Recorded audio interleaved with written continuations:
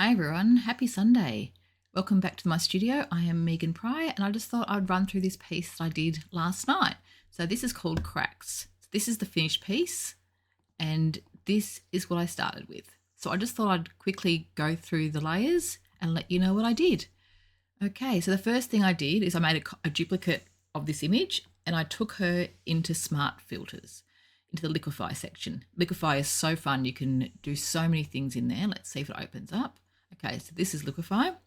And in here I've changed her eyes, I've changed her nose, her mouth, and her face shape. So it just gives it a bit more character. So what was already quite a doll-like image, I've just really emphasised by bringing her eyes bigger, pouting her mouth a bit more, as you can see, and just making it a little bit drawn in.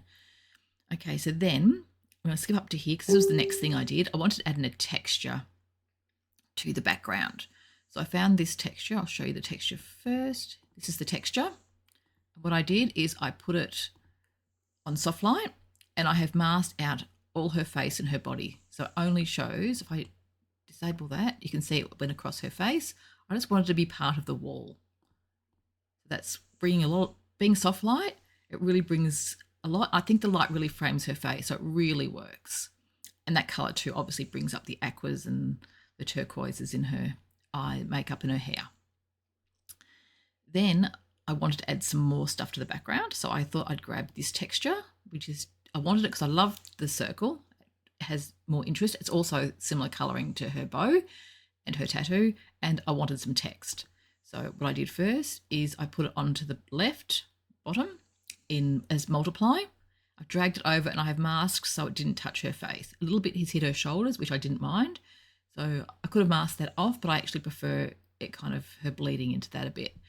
And then I duplicated it, still on multiply, and I just dragged it over and used another part of that texture onto the wall on her right. So as you can see, they just add a little more character and depth to the picture, to the art. That was the original, and that's how it was used. Then I wanted to really play with her face. I wanted to take her somewhere else, make a story out of her. So I found this piece of texture. Now I've made all these textures myself in AI, so I've made this one as well, and it's just hang on a second, let me just undo what I did. Yeah, so it's just a square texture, and I moved it around so it sits on her face, which you'll see now. So I've had it drag across her face. I didn't have to warp it or anything. It just is perfectly angled. It shapes her nose. I was really pleased. I did mask it quite a bit. I disabled that. You see it goes down. It also goes across her face and lips, which I didn't want. So I've just taken out everything I didn't want. It's on darken at 100%. Now, I love that, but I really wanted to hit home. So I really wanted to make a really big dramatic statement. So I've done it again. And that one is on multiply. Now, if I put darken again, it's still quite pale. By putting a multiply, I've really brought up all those reds and it makes it look quite gory and horrific actually, but I just love how beautiful she is even underneath the cracks.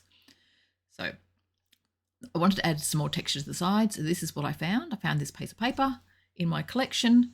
So I grabbed that. And what I did is I went and I put a Gaussian blur on it. So it's, see how it's really blurred? Because I didn't want it as strong as that. I just wanted to add some movement, a bit of ripple effect around the edges. So that's what happened there. Okay, so gradient map on soft light. This is a nuclear gradient map and blue and yellow. I just love blue and yellow and I've got that at 55% on soft light. Then I went to my color lookup. Now these are all under your adjustment layers. So this is color lookup is here and you have so many options. Now this one's called Foggy Night, which is one of my favorites, but I'll show you at 100%. It's really dark. It's great for if you're doing apocalyptic scenes and haunted houses and things like that. So I've pulled it back down to 30% just to give it a bit more grunge, even though it's very grungy. But when I did that, it actually took a lot of the light out. So what I wanted to do is pull that back into her eyes. So I grabbed a brush. This is on Color Dodge. And I just pulled the brush a blue out of her eyes so they really shine. So it really gives that lift. Then I did the same with her lips. I pulled a red out of the lips, and this is on Color Dodge at 40%. I think so. Color Dodge is 100% on the eyes and 40% on the red because this is 100%. It's way too much with red. You usually find red doesn't need to be as heavy, depending on the colour you use. But yeah. Then I took it into post-production where I did things in On One, NYX Collection and Topaz 2. And this is where I came. So I went from here to here. I really wanted to soften her a bit because the crack, by making it soft, I think it really pulled the cracks up, which I wanted. I add my signature and there is the finished piece. So that's cracks. So yeah, I hope you enjoyed going through that with me. And I hope to see you again real soon. Thank you for watching, and don't forget to check out my Instagram and my Facebook page and also my Etsy stores if you like. All the links are below, and don't forget to subscribe. Thanks everyone. Bye.